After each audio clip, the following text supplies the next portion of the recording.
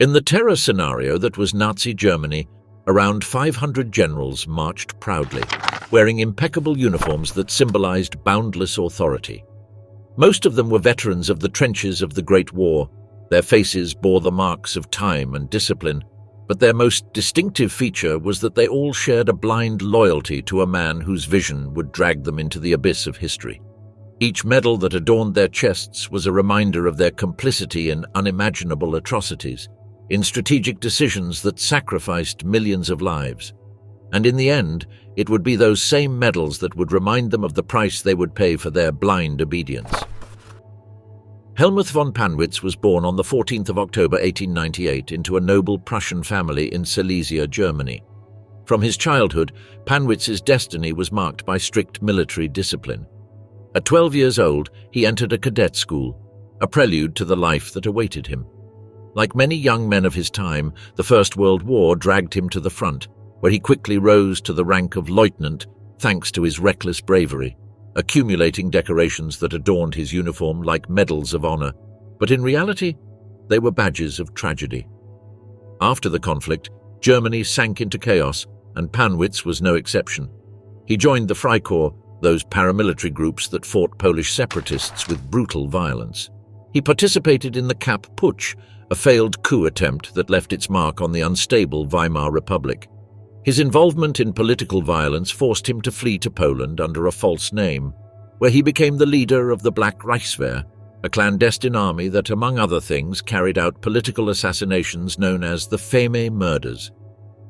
After some time in Hungary, Pannwitz returned to Germany in 1931, taking advantage of an amnesty. His return to the country coincided with the rise of Nazism, and Pannwitz did not hesitate to get involved with the SA, which paved the way for Hitler's rise to power. During the Röhm Purge, Pannwitz played a key role, demonstrating his loyalty to the party and his willingness to dirty his hands with the blood of traitors. In 1935, Pannwitz rejoined the German army, this time with renewed ambition. The Second World War offered him the opportunity to put into practice everything he had learned in his turbulent life. He served on various fronts, commanding units involved in large-scale military operations. He was rewarded for his leadership with the Knight's Cross of the Iron Cross in 1941 and the Oak Leaves in 1942, decorations that masked the horrors his troops inflicted on the Eastern Front. By the end of the war, Pannwitz had reached the rank of Lieutenant General, commanding the 15th Cossack Cavalry Corps of the SS, a unit notorious for its brutality during the Eastern Front campaigns. His downfall began on the 11th of May 1945, when he surrendered to British forces near Völkermarkt, Austria. At that moment, Pannwitz sought nothing more than one last opportunity to redeem his image in the eyes of the victors, attempting to ensure that his Cossack troops would not be handed over to the Soviets. His desperation revealed a perverse loyalty, hoping that his men, so devoted to him, would be treated with a dignity he himself had denied to others. The spectacle of his surrender turned into a bitter irony. While the British, in their indecision, briefly offered hope, the Soviets were determined to claim their war spoils. On the 26th of May 1945, Pannwitz was finally arrested by the British Army. Although the British assured him he would not be handed over to the Soviets, he insisted on his fate, yearning to share the same fate as his troops. His insistence, seemingly noble, earned him the title of the last Knight of Europe among the Cossacks, a title that conveniently overlooks the dark subtext of his loyalty. In January of 1947, Pannwitz faced the trial that would make him a symbol of the cruelty of war. The Supreme Military Court of the Soviet Union, in its relentless pursuit of justice, subjected him to Ukaz 43, a legal document that dictated the sentence for war criminals. The court found him guilty of numerous atrocities, especially focused on the brutal treatment of prisoners and civilians in occupied territories. On the 16th of January 1947, Pannwitz was sentenced to death. The execution, carried out without delay in the Lefortovo prison in Moscow, was an act reflecting the ruthless nature of Soviet justice at the time. Pannwitz's name did not fade with his death. In the decades that followed, his legacy became trapped in a cycle of controversy and bittersweet rehabilitation. In April of 1996, his family, in a desperate attempt to restore his tarnished honor, succeeded in having a military prosecutor in Moscow grant him posthumous rehabilitation. This decision returned him to the status of a victim of Stalinist repression, a bitter irony for someone who had been a villain in the war narrative. However, the shadow of history did not dissipate easily. In June of 2001, the rehabilitation was revoked, restoring his conviction for war crimes. Carl-Heinrich von Stülpnagel, between honor and betrayal. Carl-Heinrich von Stülpnagel, born in Berlin on the 2nd of January 1886, was not a man destined to live an ordinary life. Raised in an aristocratic family, his life seemed to follow the path of German nobility. From his first steps in the Prussian army in 1904, Stülpnagel entered a world of honor and strategy that would soon turn into a macabre dance of betrayal and power. The First World War shaped his character as a staff officer, a role that prepared him for a career marked by a mixture of ambition and brutality. In the post-war period, as the world reeled from the dissolution of old empires and the creation of new orders, Stülpnagel continued his career in the Reichswehr, quickly rising through the ranks. By 1933, he had already achieved the rank of colonel, and his skill and loyalty to the cause propelled him to increasingly prominent positions. His involvement in the Freikorps during the German Revolution of 1919 showed his willingness to use force with cold efficiency, crushing uprisings with the same severity as the orders he received. By the late 1930s, Stülpnagel had established himself as an influential military figure. In 1936, he was promoted to Major General and later to Lieutenant General. In 1937, he assumed the role of Deputy Chief of the Army General Staff, a position that allowed him to plan and execute the military strategies that consolidated Nazi power in Europe. But beneath the surface of his apparent success, a discord was brewing. Stülpnagel, despite his loyal service, could not ignore the growing internal criticisms of Hitler's regime.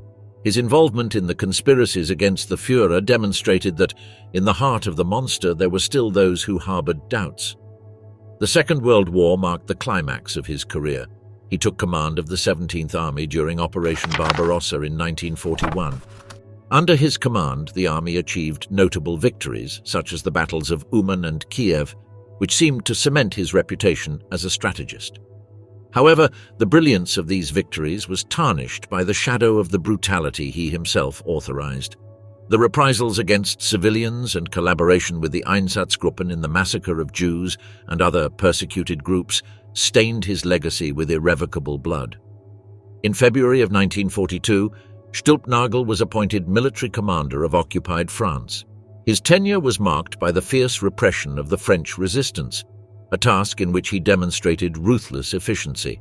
His downfall was triggered by the failed plot of the 20th of July 1944, a desperate attempt to assassinate Adolf Hitler, which unleashed a series of tragic events that ended with the general in a spiral of ruin.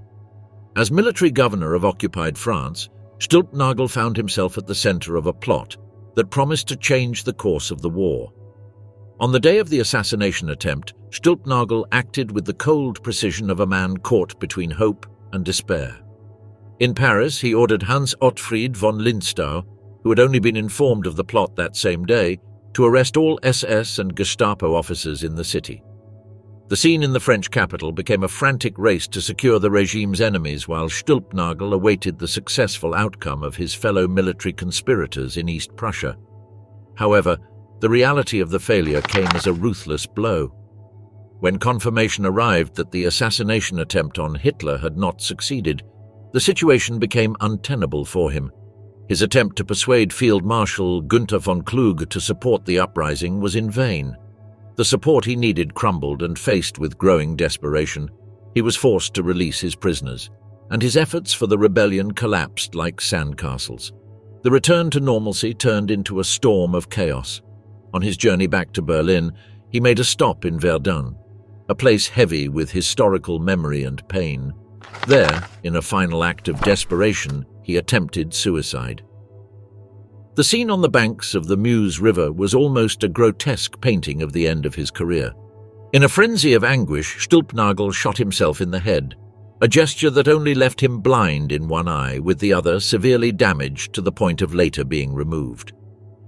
After his failed suicide attempt, Stülpnagel and his advisor were captured by the Gestapo. In his post-traumatic delirium, Stülpnagel repeatedly mentioned the name Rommel, implicating the field marshal as a participant in the plot. His statement, a fragment of desperate madness, added another layer of entanglement to an already chaotic and violent plot. On the 30th of August 1944, Stülpnagel's trial before the Volksgerichtshof, presided over by the infamous Roland Freisler, became a grotesque parody of justice. The courtroom became the site of his final condemnation.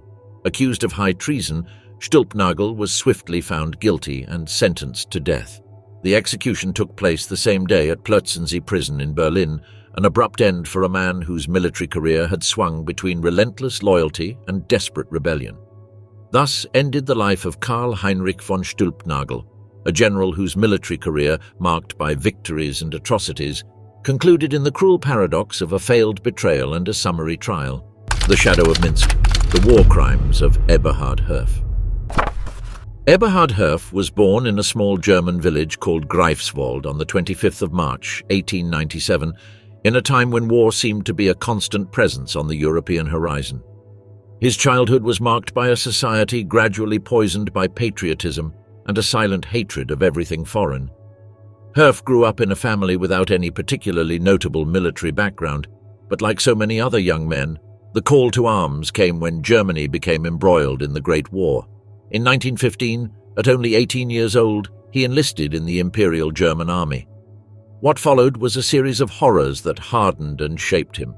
The trenches of the Western Front did not distinguish between men. All were equally expendable, cannon fodder for a senseless war. Herf, however, stood out for his endurance and his ability to follow orders without question. By the end of the First World War, he had risen to the rank of lieutenant, decorated for his bravery. At this point, Herf's world had changed, but his destiny had not. Like so many others, Herf saw military life as the only option for moving forward. Throughout the 20s and 30s, he honed his skills in military strategy and tactics, slowly climbing the ranks, always loyal, always obedient. By 1936, he had become a major, and when the Second World War broke out in 1939, Herf was ready for what was to come. At the beginning of the conflict, Herf was placed in command of a battalion within the 14th Infantry Division. It was in Poland that his true nature began to emerge. The rapid victories of the Wehrmacht in the initial invasion left no time for reflection on the horrors committed. But Herf knew. He knew that in every destroyed village, in every shattered family, there was a responsibility that weighed on his shoulders. Nevertheless, he remained firm, always convinced that loyalty to the Führer justified any act, no matter how atrocious. Herf's rise continued, reaching the rank of colonel and later major general. In 1941, with the launch of Operation Barbarossa, he was sent to the Eastern Front. The battlefields of the Soviet Union were no different from those in France or Poland, at least not in methods. The German soldiers advanced quickly, and Herf, faithful to the principles of blitzkrieg, led his men with precision and cruelty. His orders were clear: advance at any cost, and that cost was often measured in human lives, including civilians. But the Soviet winter was unforgiving, and while his men froze to death or were cut down by enemy forces, he remained resolute. He had grown accustomed to watching his subordinates fall one after another, and with each death a part of him died as well, though he would never admit it. As time went on, Herf began to see things worsen. The glorious days of swift victories were behind them, and the reality of defeat began to loom. The war turned into a battle of attrition, a battle that Herf knew they could not win. Nevertheless, he continued to obey, ordering more advances, more deaths, more destruction. Herf received several decorations throughout his career, including the Iron Cross, a symbol of his supposed bravery. But those medals meant nothing in the face of the atrocities he had committed. It was 1944 when Soviet forces captured him in Belarus, a country devastated by the German occupation, where war crimes were more than just rumors. They were a daily reality. Under his command, thousands of civilians, especially Jews, were executed in Minsk, where terror and blood mixed with the ashes of incinerated bodies. When the Soviets began to retake territory, his capture was merely a formality. The man who had ordered the execution of thousands fell into the hands of the Red Army without resistance. He was taken to a detention center where he awaited his trial for war crimes. He knew there would be no mercy, but still, deep down, he clung to the hope that he could justify his actions under the guise of following superior orders. The trial in Minsk began in December of 1945. Herf was one of 18 defendants, but his name stood out above the rest. He had commanded the Ordnungspolizei, the force responsible for enforcing the Nazi regime in the city, and under his command, the atrocities reached unimaginable levels. The evidence was clear. Mass executions of Jews in the ghetto, forced deportations of civilians to extermination camps, and the use of brutal violence to quell any resistance.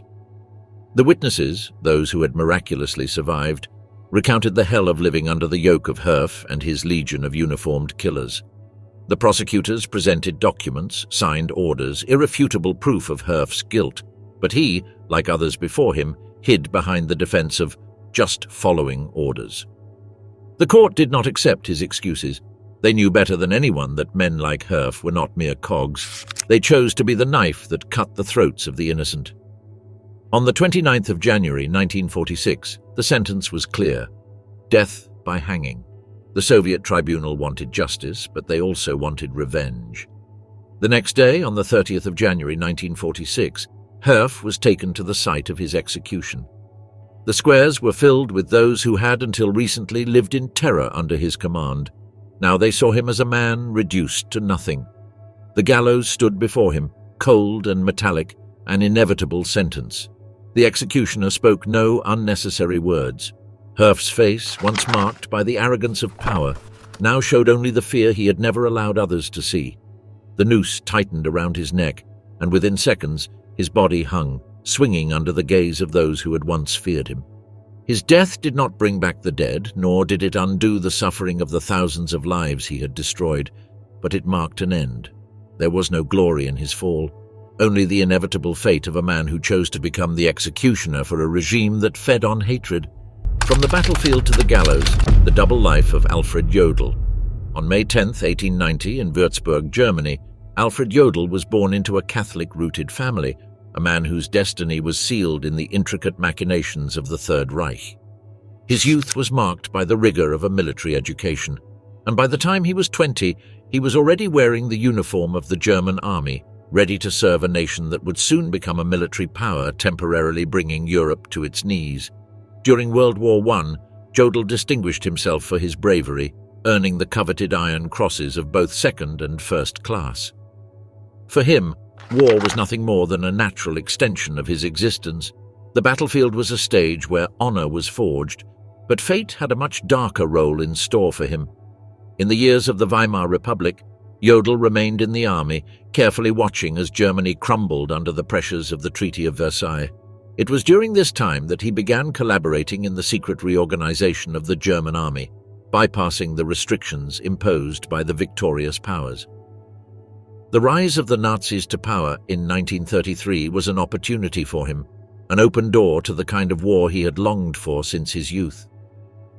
In 1939, with Europe on the brink of collapse, Jodl was called to serve Hitler, becoming Chief of Operations Staff of the Oberkommando der Wehrmacht. From this position, he became a key piece in the Nazi military machinery. His meeting with Hitler just days before the invasion of Poland marked the beginning of a collaboration that would drag Europe into years of terror and destruction. World War II was, for Jodl, a testing ground, an opportunity to demonstrate his strategic skill. He was behind the operations that led to the swift occupation of Denmark and Norway, and watched with satisfaction as France fell in 1940. His optimism regarding the eventual defeat of England led him to believe that German victory was only a matter of time.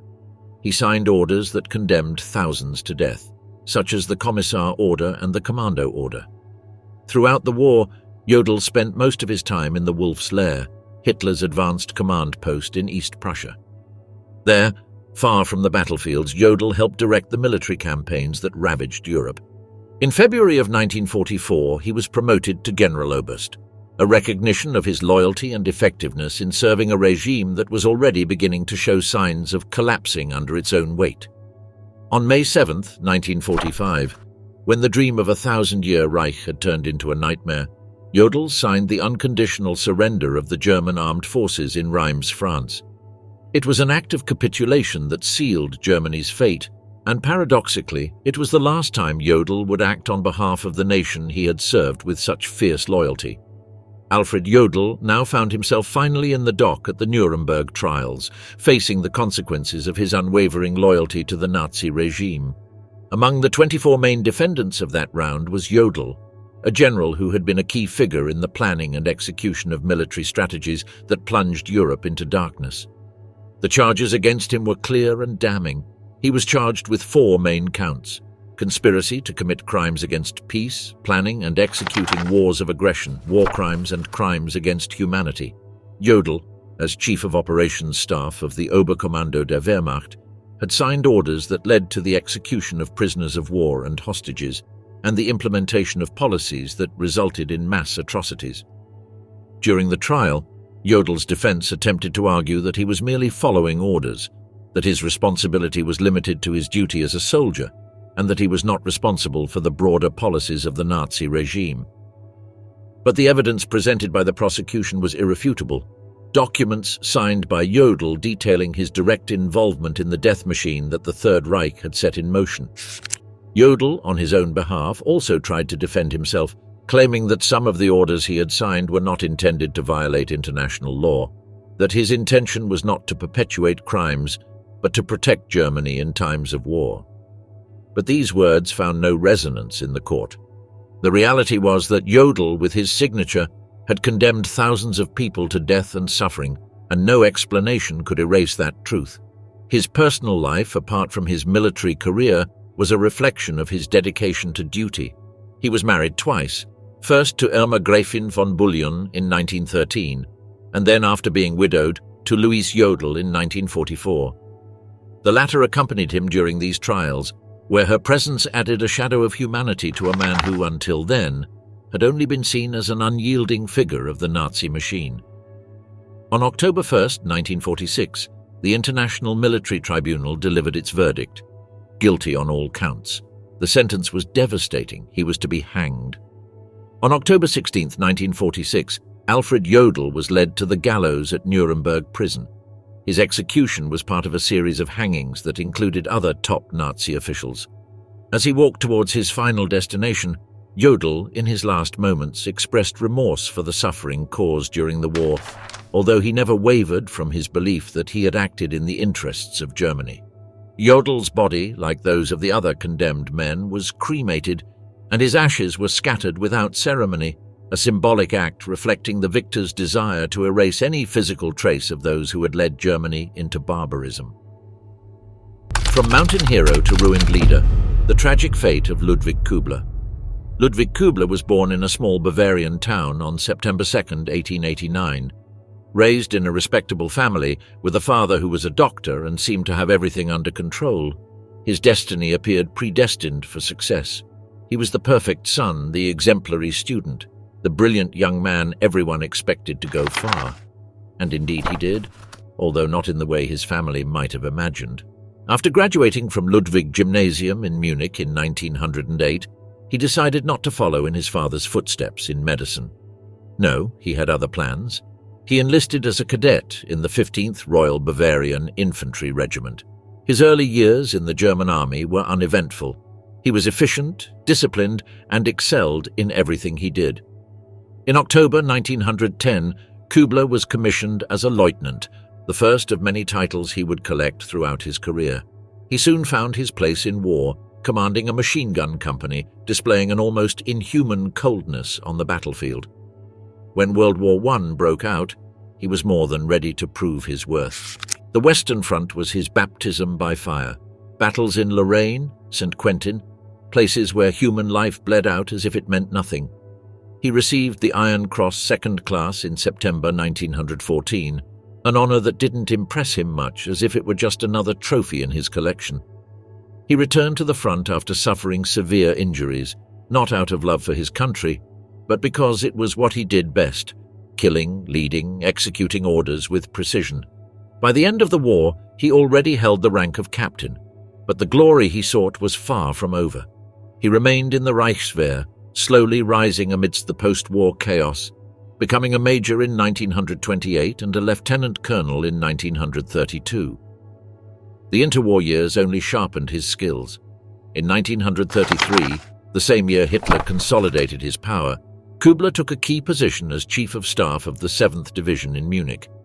By 1934, with the Wehrmacht established, Kübler's rise was unstoppable. By 1938, he was already a major general, and in 1939, at the height of the war, he was given command of the 1st Mountain Division. Specialized in mountain warfare, trained to move through impossible terrain, these units were the perfect tool for the type of war Germany was planning. In Poland, his division demonstrated its lethality, capturing strategic points like the Dukla Pass with brutal precision.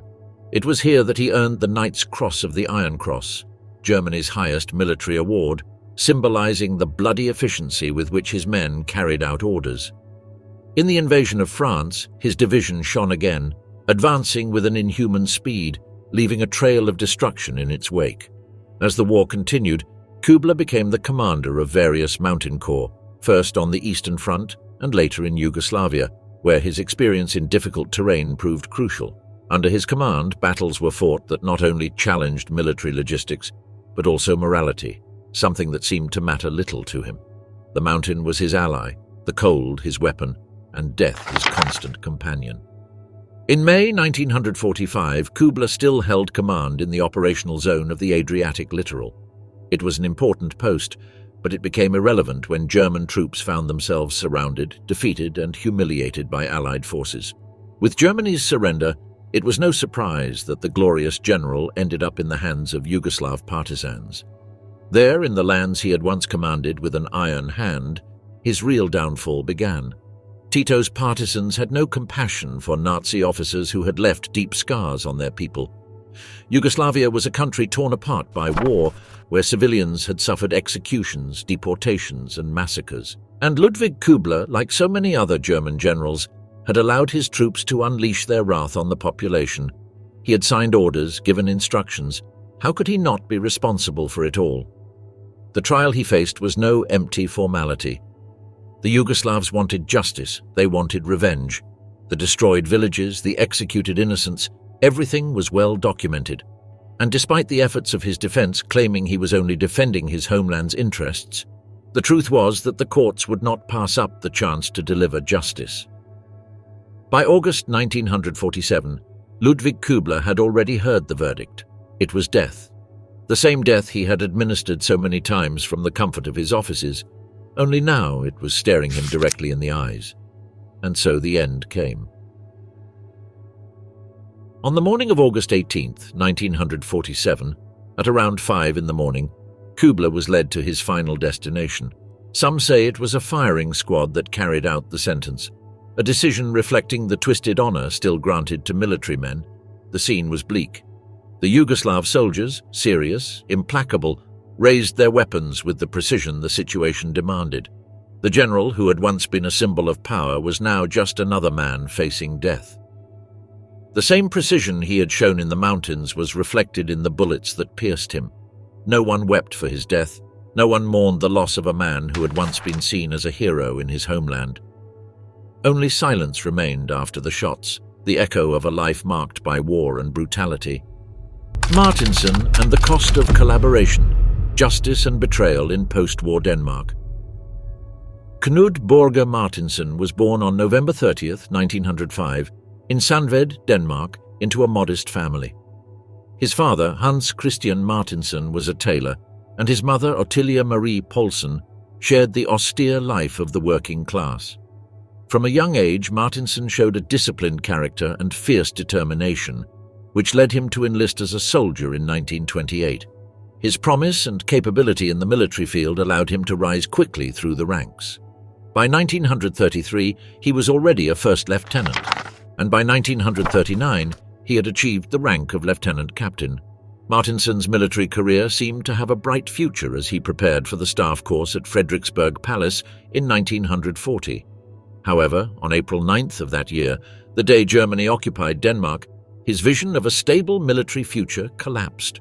The occupation was a devastating blow to many Danes, including Martinsen, who found himself trapped in a very different reality than he had imagined. In the turmoil following the occupation, Martinsen's political inclinations also changed dramatically. On April 26, 1940, he joined the National Socialist Workers' Party of Denmark, aligned with the Third Reich.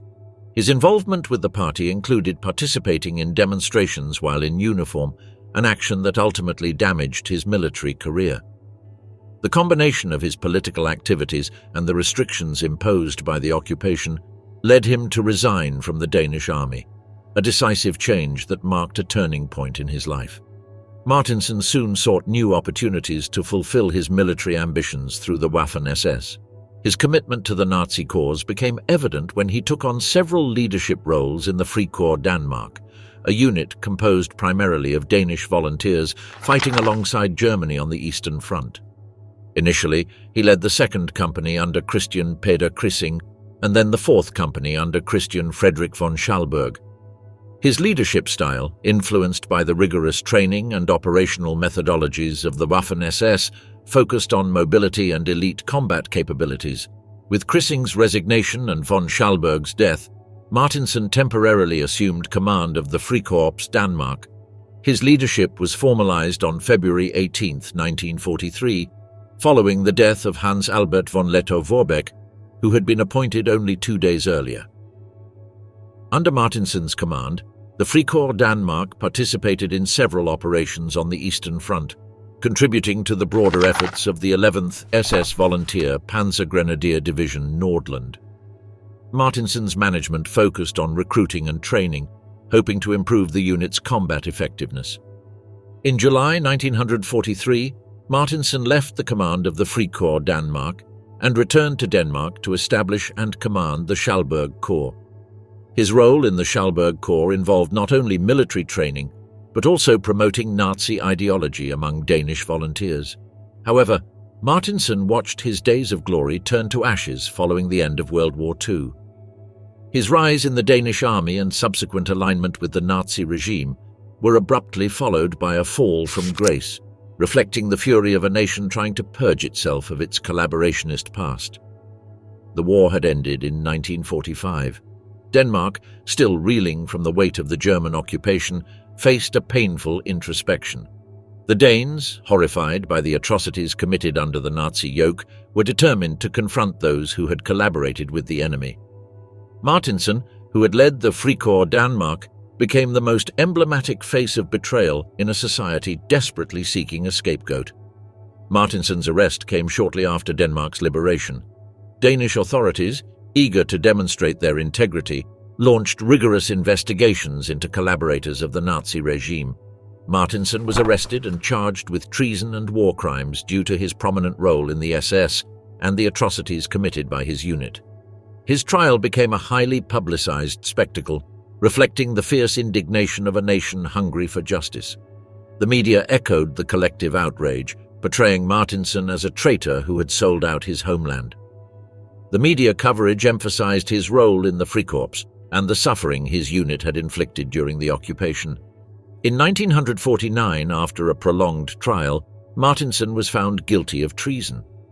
The death sentence handed down to him reflected Danish society's need to redeem itself for its actions and decisions during the war. While some considered the punishment necessary to restore national honor, others viewed it as excessive, favoring instead a life sentence. Martinsen was executed by a firing squad on June 25, 1949. The execution was part of a wave of reprisals against collaborators, marking a turning point in post-war Denmark's history. Martinsen, with his military career and collaboration with the Nazis, became a symbol of Denmark's internal struggle to reconcile with a painful past. Under the fire of his own creation, the tragic farewell of Anton Dostler. Born in May of 1891 in Munich, Anton Dostler's life was shaped from a young age by uniforms, hierarchies, and marches. At 19, he was already part of the Bavarian army, ready to embrace a military career that would take him across the battlefields of Europe in 2 world wars. World War I was his baptism by fire. There, among trenches soaked in blood and mud, he proved his bravery as a young officer. For his merits, he quickly rose through the ranks to become a captain, proudly wearing the medals that adorned his chest. However, the war left him with more than just decorations.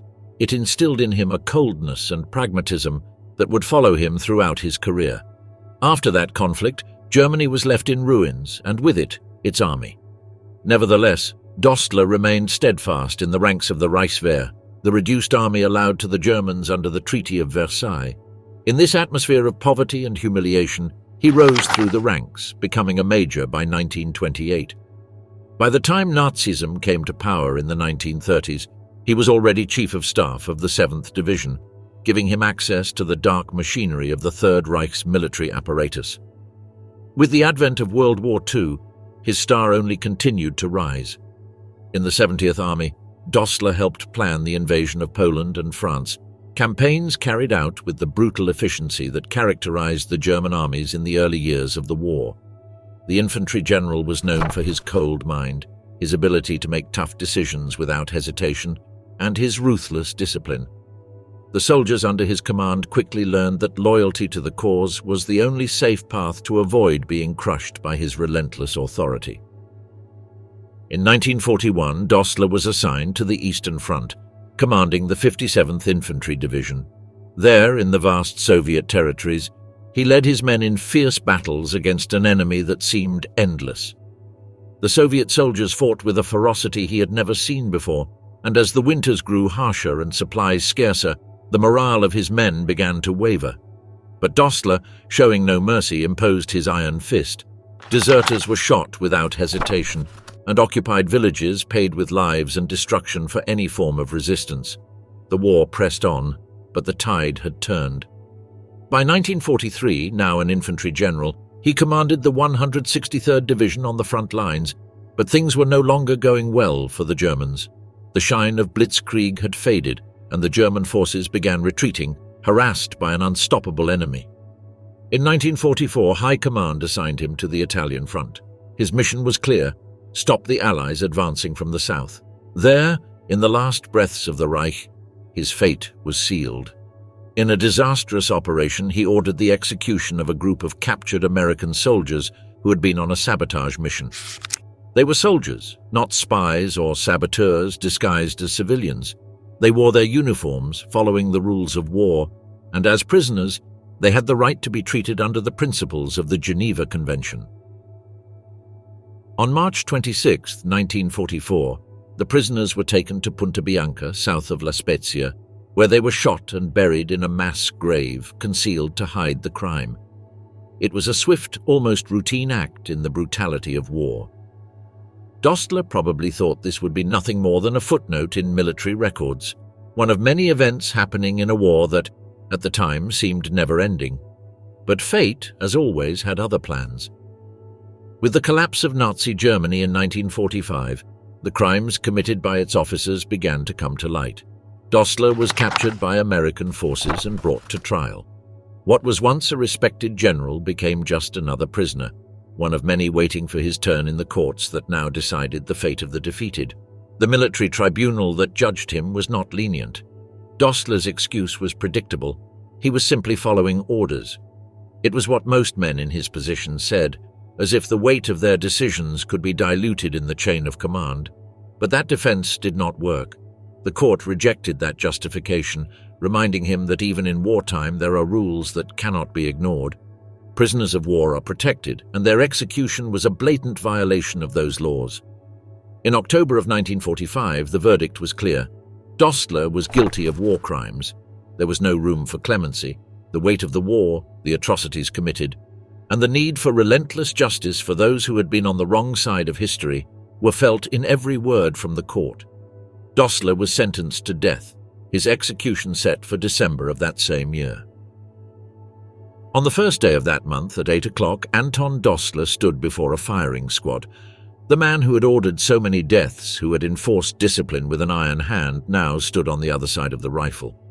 There was no drama, no tears, just a tense silence, and the echo of bullets piercing his body. Death came swiftly, just like so many he had caused. His body, covered by a simple cotton sheet, was taken away in a military truck. There were no honors, no elaborate funerals.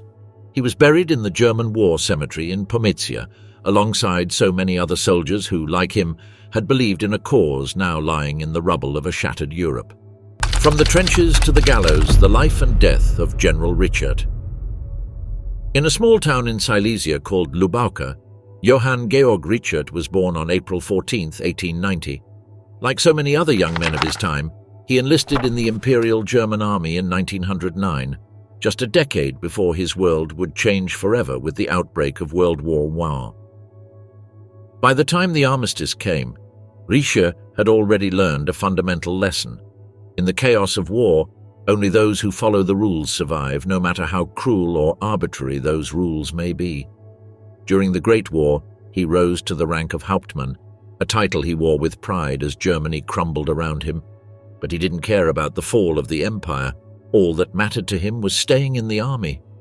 While politicians argued in Berlin and the economy faltered, he continued to rise steadily, assuming strategic positions and learning the intricate tactics that would later be put into practice with terrifying efficiency. By the 1930s, he was already a major, a seasoned soldier who had learned to dance to the tune of military bureaucracy. Nothing could stop him. And then the year 1939 arrived. Richert, now in command of the 35th Infantry Division, participated in the Blitzkrieg, which for him was just another opportunity to prove his worth. In 1940, his division fought in France, contributing to the crushing victory that turned Europe into a battlefield dominated by German boots. The rise continued. In 1941, while Europe burned, Richert was promoted to General Major and was entrusted with leading his division on the Eastern Front. Here, in the vast Soviet plains, his true test began. Operation Barbarossa, a name evoking the glorious past of the Holy Roman Empire, was a nightmare of epic proportions. Blitzkrieg, that strategy of speed and coordination, seemed to work at first, but even a man like Richert could not ignore the endless seas of mud, the cold that tore at their faces, the endless Soviet soldiers who seemed to spring from the earth like weeds.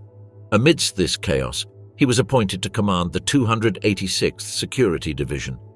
His mission: maintain order in the occupied territories. In other words, crush any attempts at resistance, manage civilian populations who hated the German occupiers, and ensure that the Nazi machinery ran smoothly in conquered lands.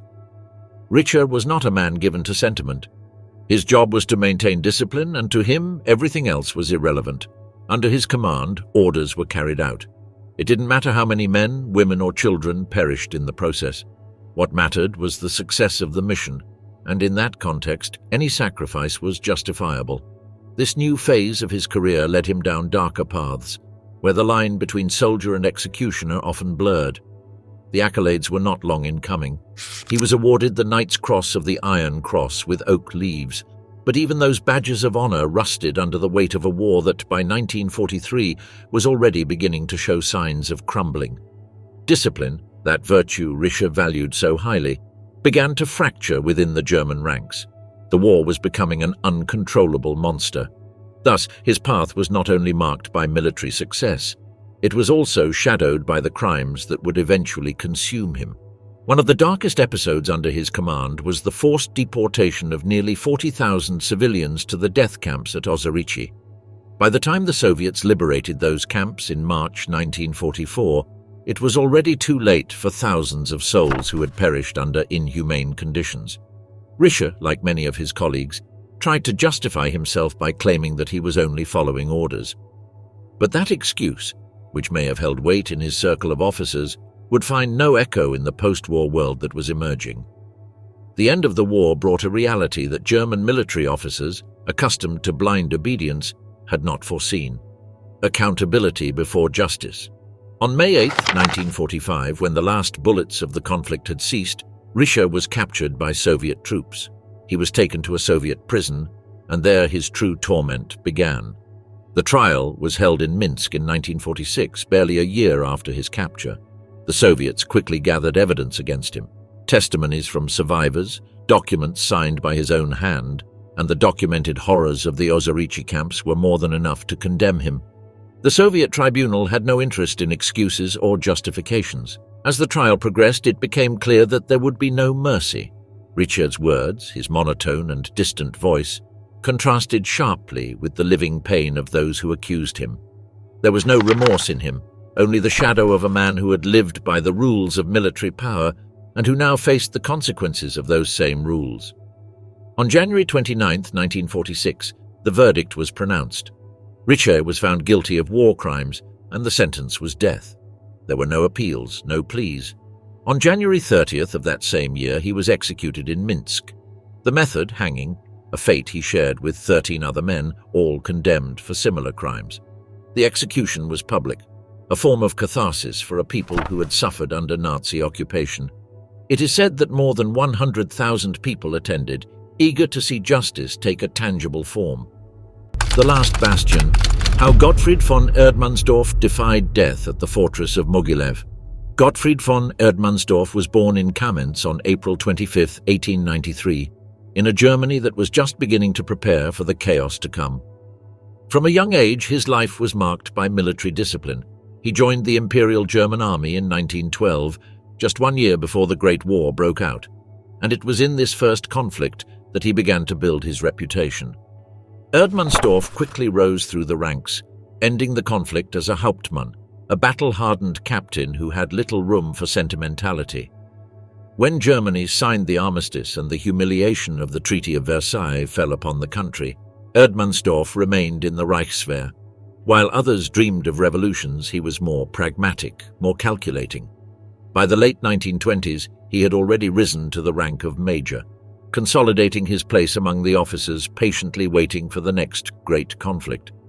The rise of Nazism found him ready. He was not an ardent supporter of the Führer, but it wasn't necessary to be one. What mattered was loyalty, and in that aspect Erdmannsdorff was unwavering. As Europe once again filled with smoke and destruction, he continued to rise. In 1939, with the outbreak of World War II, he took command of the 171st Infantry Regiment. In the invasion of Poland and the Battle of France, his regiment stood out, not so much for tactical brilliance but for the brutal efficiency with which it followed orders. By 1942, with the war at its peak, he was promoted to General Major, a promotion that coincided with his appointment as commander of the fortress of Mogilev in 1944. The position was critical, a strategic point that the Soviets were determined to capture at any cost. The Russian offensive was relentless, but Erdmannsdorff was not one to retreat. He received clear orders from Berlin: defend the fortress to the last man. There was no room for negotiation or retreat. Loyalty to Hitler, duty to the Wehrmacht, demanded that he hold his ground. The battle was hell. The Soviets launched wave after wave of attacks, and the city of Mogilev became a death field. Reinforcements did not arrive, supplies were running low, and the morale of his troops began to crumble. But Erdmannsdorff did not falter. From his headquarters he ordered resistance, even as hand-to-hand combat reached the city's center. The end came swiftly. The fortress fell, the Soviets took the city, and Erdmannsdorff was captured. For him it was not a personal defeat. After all, he had fulfilled his duty. But in the new world emerging from the ruins of the Third Reich, duty was no longer enough to save oneself. Erdmannsdorff, the man who had lived and breathed for the army, was reduced to a mere prisoner of war. Erdmannsdorff was responsible for carrying out the cleansing of the occupied territories. What began as mass deportations quickly turned into a campaign of terror, where villages disappeared in flames, civilians were executed without trial, and schools and churches were reduced to rubble under the pretext of fighting partisans. 10,000 people were torn from their homes and sent to uncertain fates under his orders, a figure that no longer even shocked those responsible for executing such atrocities. The numbers became abstract, devoid of humanity. The men under his command not only carried out executions but did so with coldness, seeing the villagers as disposable tools. From his military office, Erdmannsdorff signed orders condemning thousands to death or slavery, and he did so without hesitation or remorse. He was taken to a Soviet prison.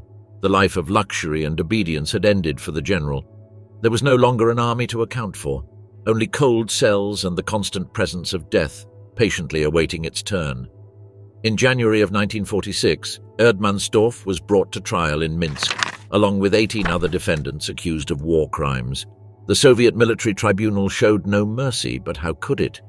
The evidence was irrefutable. Thousands of missing persons, destroyed villages, schools erased from the map. The testimonies of surviving victims painted a Dantean picture of what the German occupation under his command had been. The orders he signed included the execution of the disabled, a detail barely mentioned in the trial records, but one that cruelly sealed his fate. These were people he deemed useless, an obstacle on the road to a victory that never came. The practice of using civilians as human shields was another ruthless tactic of his division, something that, far from being considered a crime at the time, was part of the German manual of desperation operations. The trial was brief, merely a formality for a man already dead in spirit. On January 29, 1946, Erdmannsdorff was sentenced to death for his crimes. But the true culmination of his story came the next day, on January 30th, when he was executed at the Minsk racetrack in front of a crowd of more than 100,000 people. The execution was a public spectacle, not a discreet death. The people wanted revenge, justice, or perhaps a mixture of both. Those who had suffered under his regime wanted to see him hanged, not so much as a man, but as a symbol of what had been taken from them. Hitler's general, Keitel, blind loyalty, and the final fall. Wilhelm Keitel was born on September 22, 1882, in a small village in the Duchy of Brunswick. His life began in the quiet routine of a landowning family, but tranquility was not his destiny. From a young age, Keitel felt the pull of the Prussian military, and at 19 he joined as a cadet, seeking not only honor but also the power that war promised. His career progressed steadily, and when World War I broke out, Keitel was already an experienced officer. On the Western Front, his body was scarred by shrapnel in Flanders, a scar he would carry with pride, as if it were a badge of his loyalty to a decaying empire. By the end of the war, as Germany tried to find its place in a hostile world, Keitel remained steadfast, despite the restrictions of the Treaty of Versailles. This treaty, which limited the German army to 100,000 men, was merely an obstacle that he and others like him were willing to circumvent through cunning and subterfuge. Keitel not only survived the purge of Prussian officers, but thrived in the secrecy of the Truppenamt, the office that secretly planned Germany's rearmament. He was an architect of the military machine that, under the surface of the Weimar Republic, grew like a sleeping beast, waiting to be awakened by the right leader. And that leader came in 1933. Adolf Hitler, a man with a dark and expansive vision, saw in Keitel not only a soldier but an unquestioning servant. Thus, in 1935, Keitel was appointed head of the Armed Forces Office of the Reich War Ministry, a position that gave him control over the Army, Navy, and fledgling Air Force. His organizational skills were recognized, but it was not his talent that kept him in power. It was his absolute submission to the Führer. In 1938, Hitler dismantled the War Ministry and replaced it with the Oberkommando der Wehrmacht, with Keitel as its head. However, the power he was given was more illusory than real. Hitler kept him close but always under his control, using him more as a tool than as a leader. His colleagues nicknamed him Lackheitel, a mockery of his vulgar submission. Despite being a field marshal, Keitel was nothing more than a pawn on Hitler's chessboard. During World War II, Keitel signed orders that sealed the fate of millions. It was he who, with a swift signature and a dulled conscience, authorized the execution of Soviet political commissars and captured commandos in uniform. It was he who signed off on the Night and Fog decree. Every document he signed was another step into moral oblivion, but Keitel did not waver. To him, loyalty to the Führer was above any ethical consideration. His personal life offered no escape from the shadow cast by his career. Keitel was a reserved man, loyal to Hitler even when privately doubting some of the regime's most extreme decisions. But those doubts never turned into action. Not even the failed July 20, 1944 assassination attempt on Hitler moved him to question his loyalty. In fact, it was Keitel who led the hunt for the conspirators, ensuring that those who dared to challenge the Führer met their punishment. At the height of his glory, Keitel was nothing more than an extension of Hitler's arm, a man who signed with a pen what others would carry out with bullets. That pen, tracing lines of death on paper, was his faithful companion during the war. But when defeat came, that same pen became the symbol of his downfall. In 1945, when the Allies finally crushed the Nazi war machine, the gates of the hells created by the Third Reich were opened. Keitel was one of the first to be thrown into the fire of international justice, a public spectacle intended to show that barbarism would be answered. Thus, his trial began at the Nuremberg Trials, a trial where no additional evidence was needed, only the presentation of his signature on humanity's darkest documents. The prosecution wasted no time presenting the case against him. The evidence was overwhelming: orders signed by Keitel leading to the execution of Soviet commissars, the disappearance of civilians in the night and fog, and the mass deportation of Jews to extermination camps. But Keitel, the field marshal who once sat at the table with the powerful, defended himself with the oldest and most worn-out argument: "I was only following orders." It was a hollow defense, broken like his spirit, but it was all he had. The court found him guilty of the 4 charges brought against him: conspiracy, planning aggressive wars, war crimes, and crimes against humanity. There was no mercy for the man who had shown none. On October 1st, 1946, Keitel heard his sentence. He would die by hanging. Despite his pleas for a more dignified execution, a firing squad reserved for officers, the judges denied him that final request. What awaited him was not the quick and clean death of a soldier, but the slow and agonizing death of a criminal. On October 16th, Keitel was taken to the gallows in Nuremberg prison. There, under the cold and calculating gaze of the executioner, he faced the end he had helped forge for so many others. Keitel's final words were a mixture of regret and one last attempt to cling to the idea of honor he had lost. "May Almighty God have mercy on the German people. Over 2 million German soldiers died for the fatherland before me. Now I follow my sons, all for Germany." Keitel's execution was neither swift nor clean.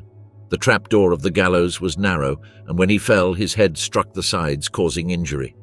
His body convulsed for 24 minutes, a grotesque scene that, though brutal, ironically reflected the brutality he had unleashed upon the world. After his execution, Keitel's body was cremated and his ashes scattered in the Isar River in Munich. There would be no graves for those responsible for so much death. There would be no monuments, no flowers, no family visits. Only oblivion, mingled with the waters of a river that did not want to remember.